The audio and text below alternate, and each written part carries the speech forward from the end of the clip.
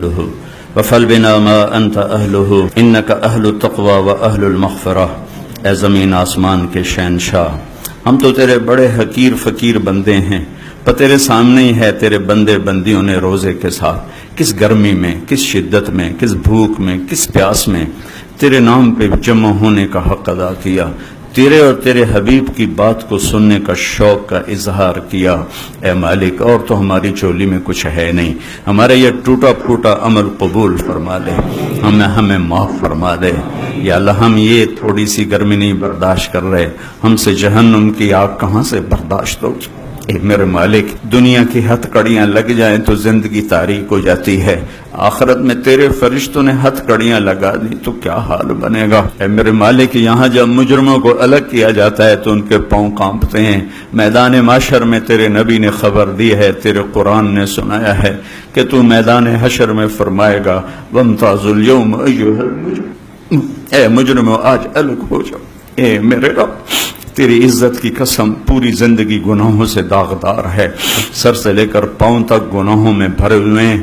ایک تیری رحمت کی آس ہے، ایک تیرے نبی کی شفاعت کی آس ہے کہ تیرے نبی نے ایک دفعہ فرمایا تھا، میرا جی چاہتا ہے میں اپنے بھائیوں کو دیکھوں، تو صحابہ نے عرض کی تھی ہم آپ کے بھائی ہیں۔ اللہ، یا اللہ، تجھے تیرے نبی کے اس بول کا واسطہ، آپ نے فرمایا تھا نہیں تم میرے صحابہ ہو، میرے بھائی وہ ہیں جو مجھے دیکھے بغیر میرا کلمہ پڑھیں گے۔ یا اللہ، یہ سارا مجمع ہم نے تیرے نبی کو نہیں دیکھا، تیرے قرآن کو اترتے نہیں دیکھا، لیکن تیرا کلمہ پڑھا ہے، تجھے وحدہ لا شریک، تیرے حبیب، تیرا رسول آخری مان۔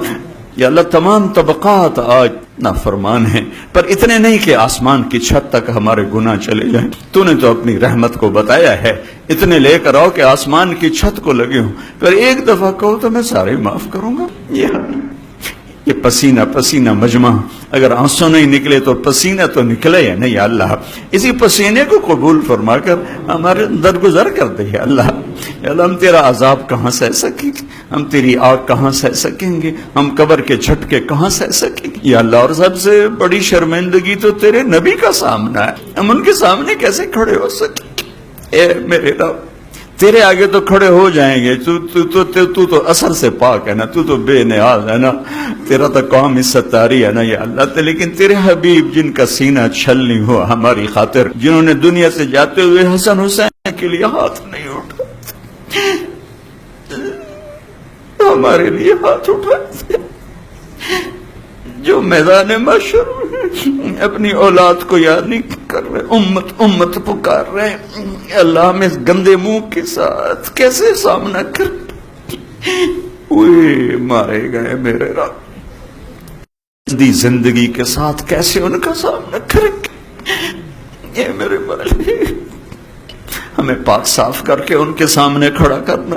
ہم نے اس زندگی میں بھی ان کی روح کو دکھ پہنچا رہے ہیں، اس دن بھی ہم ان کے لیے دکھ نہ بنے، راحت بنے۔ ہم توبہ کرتے ہیں، ہم توبہ کرتے ہیں۔ ہمارے دیش کو پاکستان بنا دے، ہمارے دیش کو پاک سرزمین بنا دے، اسے زنا کے اڈوں سے پاک کر دے، اسے ظلم کے اڈوں سے پاک کر دے، اسے سود کے اڈوں سے پاک کر دے، اسے قتل و غارت کے اڈوں سے پاک کر دے، اسے امن کا گہوارہ۔ اے اللہ، تو آ جا، ہم تجھے بلاتے ہیں، تو آ، تیرے آنے سے کام بنے گا۔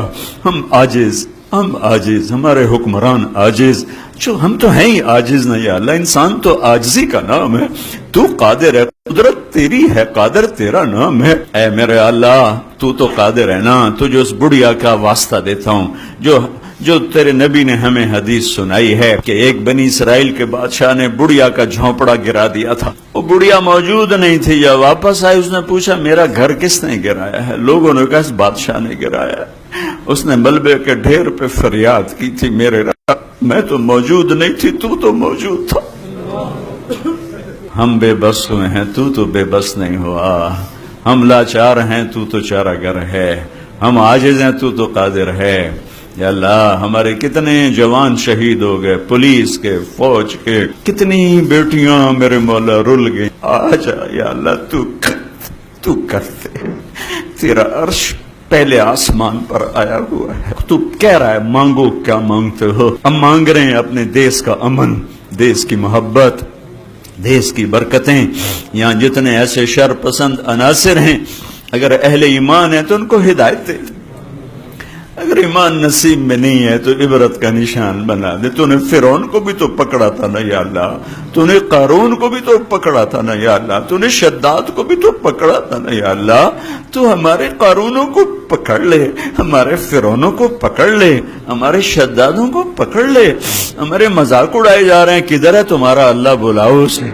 ہم تجھے اس گرمی میں بلانے ہی آئے ہیں یا اللہ. یہ سارے وکلا, یہ سارے گرمی میں کھڑے ہوئے یا اللہ, تجھے کتنا پیار آیا ہوگا ان پر جو 1.5 گھنٹے سے کھڑے ہو کر تیری بات سن رہے ہیں یا اللہ. تو اب مہربانی کر دے, ان سب کو نہال کر دے, ان اٹھے ہوئے ہاتھوں کو قبول کر لے.